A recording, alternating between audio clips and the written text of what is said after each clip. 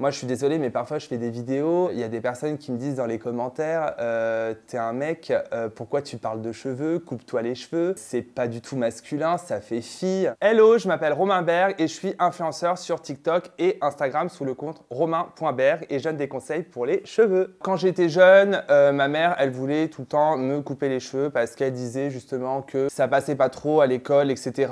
et qu'un garçon, ça devait avoir les cheveux courts. J'ai toujours été très attaché à mes cheveux. Franchement, je trouvais que quand j'avais les cheveux longs, je me sentais mieux, j'avais plus confiance en moi. Et à chaque fois que je les coupais, c'était toujours un scandale. Chez le coiffeur, je pleurais et tout en sortant et j'étais vraiment dégoûté. Moi, avant d'être influenceur, j'ai fait des études pour être chirurgien dentiste. Moi, j'ai appris à prendre soin de mes cheveux de manière totalement autodidacte. Comme j'avais un bagage qui était quand même très axé scientifique, j'ai regardé beaucoup d'articles scientifiques parce que les cheveux, c'est de la dermatologie. Je posais beaucoup de questions à des coiffeurs également. Je regardais beaucoup de vidéos sur la coiffure. Et donc, c'est là où j'ai fini par voir quelle était vraiment la structure du cheveu. Et c'est vrai que j'ai eu beaucoup de mal à trouver des produits adaptés à ma texture. Donc, j'ai dû commencer à me créer mes propres produits. J'allais à Aromazone, je me faisais mes petites recettes, je me concoctais un peu mes produits moi-même. Et à la fin, lorsque j'ai vu à peu près les textures qui me réussissaient, j'ai commencé à utiliser des produits, mais qui n'avaient pas l'usage qui était destiné pour mes cheveux. C'est-à-dire que parfois, je prenais des après-shampoings et je m'en servais comme crème de boucle. J'ai commencé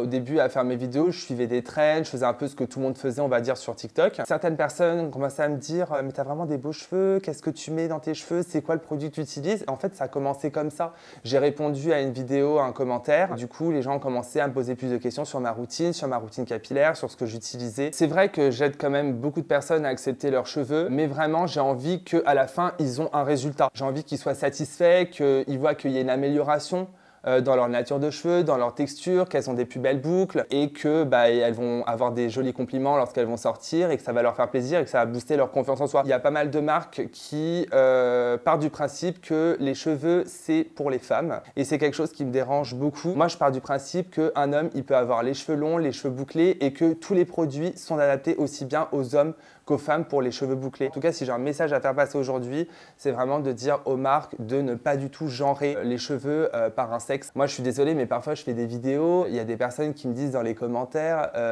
t'es un mec, pourquoi tu parles de cheveux? Coupe-toi les cheveux. C'est pas du tout masculin, ça fait fille. C'est vraiment des choses qui doivent évoluer maintenant et qu'au final, ça nuit à l'inclusion capillaire. Quel conseil je pourrais donner à une personne qui a du mal à assumer sa nature de cheveux? Déjà, la première chose qu'il faudrait se poser comme question, c'est quelle est ta nature de cheveux. Est-ce que tu as les cheveux fins? Est-ce que tu as les cheveux épais? Est-ce que tu as les cheveux mousseux? Est-ce que tu te les décolores? Chaque produit va répondre à une problématique. Ça veut dire que si tu as des cheveux décolorés, il va falloir utiliser des soins pour des cheveux qui vont être abîmés ou traités chimiquement. Si tu as des cheveux naturels mais que tu n'arrives pas à en prendre soin, il va falloir plus voir une gamme adaptée pour prendre soin de tes cheveux. À titre d'exemple, moi au début j'achetais, on va dire à peu près tout et n'importe quoi et je voyais à peu près le résultat que ça me donnait, mais j'ai perdu énormément d'argent et j'ai fait beaucoup de gâchis avec les produits parce que je ne connaissais pas bien la texture et leur nature. Et au final, en me recentrant un petit peu plus sur moi, en regardant un peu plus mon cheveu, je me suis rendu compte qu'il était quand même assez fin, donc j'avais besoin de produits adaptés pour des cheveux un peu plus fins. Si tu as des cheveux décolorés, il faudra utiliser des produits